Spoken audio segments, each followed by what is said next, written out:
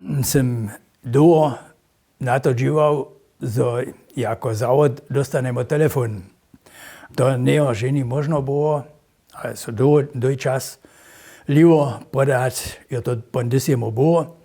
A v tom času som ja delal všetko, čo som skázal, alebo čo som zrečenú měl telefoniste, som ja delal 6 dôlečič na gminu a tak tam gmina tak a tak znosu bu poskala, što mám ja prajenu. Ale když som po skončené dovoľnosť dostal, je zvisalo s tým, že lekár kňaz doktor Brezan tu nie otvoril konstitúčenské domiacnosť tam v Smyčkicach a je dostal přizamknený telefon a da rekaše, tunta jenož konstitúčena tu jo a v obtedžen 9, da môžeme to deliť. To sú mi tu telefon instalovali.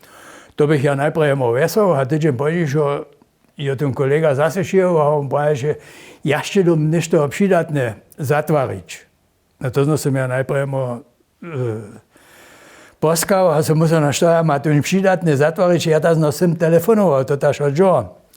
A když on na to bol, on šišel zase a som prašal, že tá žena bydlí, tam ešte doby on tie nešto zatvoriť. A da sa vedel už tuto, jo.